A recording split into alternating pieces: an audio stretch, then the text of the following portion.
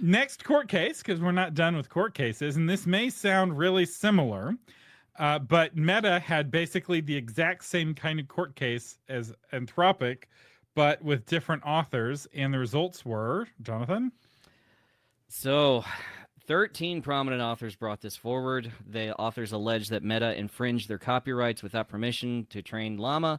We talked about this before. Llama had drawn from a big pirated library to train it. Well, the judge granted summary judgment in Meta's favor, ruling that the company's actions were protected under the fair use doctrine. This is a huge moment for authors who are trying to navigate the intersection of AI and IP.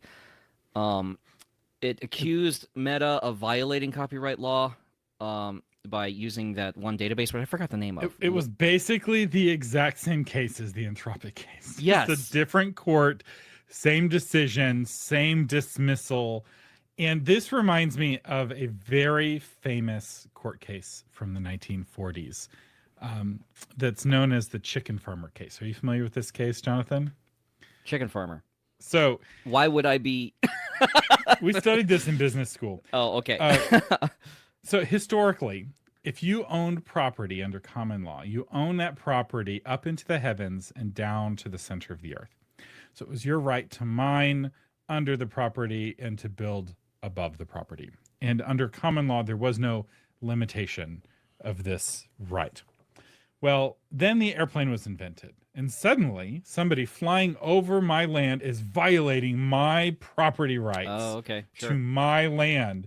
And I've got 1,000 years of common law precedent to say that if this airplane wants to fly over my property, it has to pay me. And finally, there was this chicken farmer whose chickens were chasing the airplanes and crashing into the wall of his chicken coop, and they were dying. And so he sued the nearby military airport because the airplanes were killing his chickens. And the Supreme Court found basically that your right to your property doesn't actually extend unto the heavens. They redefined because the way wind works, like it's rotating air through the space. So, like, do you own that air?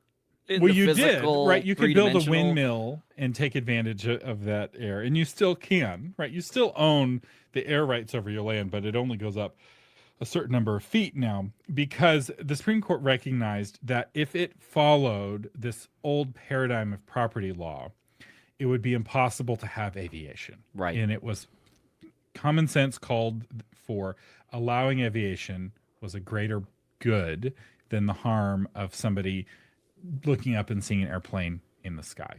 And we eventually got accustomed to it. When I look up and see an airplane in the sky, I don't feel like that airplane is violating my property rights because it's flying over my house. My children get delighted looking at airplanes up in the sky. Now, the chicken farmer did actually win some damages because in his case, he was right by this army base and they were flying at like 80 feet, like buzzing his chickens for bombing runs or whatever. And it was like genuinely loud. Oh, now I already hate this guy. It was because of him I got to deal with the frickin' tortoises and 29 Palms. No, break down your whole encampment. There's tortoises on your site. Yeah. So the courts are doing the same thing with AI that they did with aviation back in the 20th century. And they're effectively saying the existence of AI is a good enough good that the fact that it might be kind of overriding your kind of theoretical right to your book, which you've never had a right for your book not to live in someone's mind, right? Someone dreams about your book because in the middle of reading it and suddenly your characters start appearing in their dreams.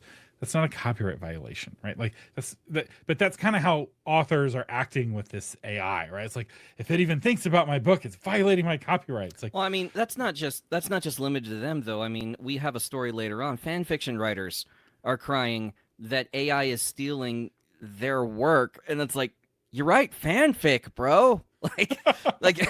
You're already stealing.